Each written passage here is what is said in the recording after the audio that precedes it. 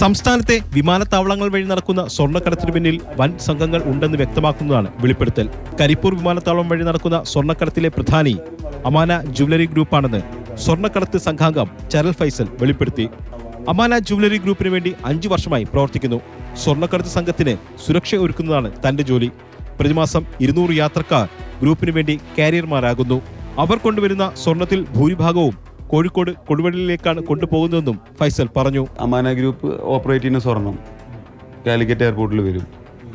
ആ എയർപോർട്ടിൽ വരുന്ന സ്വർണത്തെ നമ്മൾ ആ പാസഞ്ചറെ പിക്ക് ചെയ്യുക. ഇവർ പറഞ്ഞ സ്ഥലങ്ങളുണ്ടാവും, ആ സ്ഥലത്തേക്ക് എത്തിച്ചു കൊടുക്കുക. അത്രേ ഡ്യൂട്ടി ഉള്ളൂ.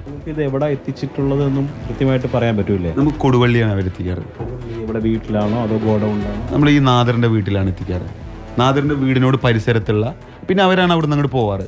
നാദറിൻ്റെ വീടിനോട് പരിസരത്തുള്ള സ്ഥലങ്ങളിലാണ് എത്തിക്കാറ്. അമാന ഗ്രൂപ്പ് എന്ന് പറയുന്നത് ആരൊക്കെയാണ്? കേരളത്തിലുള്ളവരാണോ അതിന്റെ നേതൃത്വം? കേരളത്തിൽ കൊടുവള്ളി കേന്ദ്രീകരിച്ച് പ്രവർത്തിക്കുന്ന കുറച്ച് ആളുകളാണ് അത്. ഈ നാദർ, ജയ്സൽ, ബാബുക്ക, ഈ കുടിക്കൽ ബ്രദേഴ്സ് എന്ന് പറയും. അവർക്ക് ഏകദേശം എനിക്ക് തോന്നുന്നത് ഒരു മാസം 10-200 പാസഞ്ചേഴ്സ് ഒക്കെ ഇറങ്ങുന്നുണ്ടാവാം എന്നാണ് എൻ്റെ പ്രതീക്ഷ. എനിക്കറിയില്ല, ഇറങ്ങുന്നുണ്ടാവും. ഈ അമാന ഗ്രൂപ്പിന് മാത്രം ഇറങ്ങുന്നുണ്ടാവാം. സാറേ, ഈ ഒരു 2 പാസഞ്ചേഴ്സ് തന്നെ ഇറങ്ങിക്കോട്ടെ. ഒരു കോടി രൂപയുടെ ബിസിനസ്സായി ഒരു ദിവസം അവർ ചെയ്യുന്നു. 1 കോടി രൂപയുടെ അത് ഒരു മന്ത്ലി അത് നമ്മളത് കാൽക്കുലേറ്റ് ചെയ്യണം. ഏകദേശം 30 കോടി രൂപയുടെ കച്ചവടം അവർ നടക്കുന്നത്. പക്ഷെ അവർ 300 കോടി രൂപയുടെ കച്ചവടം നടത്താൻ ഒരു സാധ്യത ഉണ്ട്. എത്ര കിട്ടുമായിരുന്നു?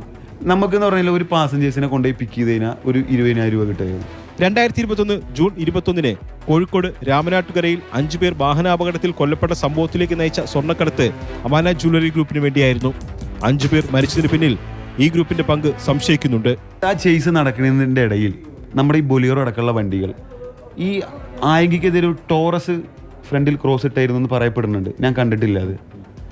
ഞാൻ ഇപ്പോഴും വിശ്വസിക്കുന്നത് വെച്ച് കഴിഞ്ഞാൽ നല്ലൊരു പ്ലാനഡ് ആയിട്ടുള്ള എന്തോ ഒരു സംഭവം അമാന ഗ്രൂപ്പ് അവിടെ നടത്തിയിട്ടുണ്ട്. എന്താണെന്നറിയില്ല, എന്തോന്ന് അവർ ചെയ്യാൻ ഉദ്ദേശിച്ചിട്ടുണ്ടായിരുന്നു. അല്ലെങ്കിൽ അവർക്ക് അർജുനായെങ്കിലേ ക്രോസ് ഇടേണ്ട കാര്യമില്ലല്ലോ. ഞാൻ വിശ്വസിക്കുന്ന കാര്യമാണത്. അതായത് ഈ ഗ്രൂപ്പ് നിങ്ങളെ മാർക്ക് ചെയ്യാൻ വേറൊരു ഗ്രൂപ്പിനെ ഏർപ്പെടുത്തിയെന്നാണോ? സാറേ, ഞാൻ സംശയിച്ചു പോകുന്ന കുറെ കാര്യങ്ങളുണ്ട്. അതാണ് ചോദിക്കുന്നത്. അതാണ് സംശയം എന്താണെന്ന് വെച്ച് കഴിഞ്ഞാൽ ഇവരെ എങ്ങനെ ഒരു സ്വാഭാവിക ഒരു മരണം, ആക്സിഡന്റ് ഡെത്ത് എന്നാണ് പോലീസ് പറയപ്പെടുന്നത്. എനിക്കതിൽ പരിപൂർണമായിട്ടും വിശ്വാസമല്ല. ആ കേസ് അന്വേഷിക്കണം. 5 മൃതദേഹങ്ങൾ ഞാൻ അന്ന് കണ്ടിട്ടുണ്ടായിരുന്നു. എൻ്റെ കണ്ണാൽ കണ്ടായിരുന്നു. ഓരോ മൃതദേഹങ്ങളും ചെന്നിച്ചിതറിയ കിടക്കുന്നത്. സാറേ, സാധാരണ ഒരു 300 മീറ്റർ വരുന്ന വണ്ടി സ്കിഡായി, ഓക്കെ, സമ്മതിച്ചു. പക്ഷെ 5 പേരൊക്കെ പെട്ടെന്ന് മരിക്കുക എന്ന് പറയുമ്പോൾ സാർ നമ്മൾ ചിന്തിക്കേണ്ട ഒരു കാര്യമല്ലേ അത്? കൊല്ലപ്പെട്ട പാലക്കാട് ചെർപ്പളശ്ശേരി സ്വദേശികളുടെ കുടുംബത്തിന് വേണ്ടി 4.5 കോടിയോളം രൂപ ഗൾഫിൽ നിന്ന് അമാന ജുവലറി ഗ്രൂപ്പ് പിരിച്ചെടുത്തു. അതിൽ 25 ലക്ഷം രൂപ മാത്രമാണ് കൈമാറിയതെന്നും ഫൈസൽ പറഞ്ഞു. ഏകദേശം 4.5 കോടി എന്നാണ് ഞാൻ പറഞ്ഞത്. അതിൽ കൂടുതൽ ഉണ്ടായേക്കാം. എന്നോട് ഇഷ്ടം പോലെ ആളുകൾ ദുബായ് എന്ന് എന്നോട് പറഞ്ഞിട്ടുണ്ടായിരുന്നു. അത് നമ്മുടെ ഈ രാജ്യത്തു നിന്നല്ല പിരിവ് നടന്നത്. ഏകദേശം 5 മണിക്കൂർ കൊണ്ടാണ് ആ പൈസ പിരിഞ്ഞത്. അതിൽ വെറും 25 ലക്ഷം രൂപയാണ് അവർ ഈ കുടുംബത്തിന് വേണ്ടി കൊടുത്തത്. അതിൽ ഒരു കുടുംബം ആ കാശ് മേടിച്ച് നിരസിച്ചു. രാമനാട്ടുകര സ്വർണ്ണക്കടത്ത് കേസിൽ പ്രതിയാണ് ചരൽ ഫൈസൽ. ശരത്തമ്പാട്ടുകവനൊപ്പം എസ് അരുൺ ശങ്കർ, മാതൃഭൂമി ന്യൂസ്, കൊച്ചി.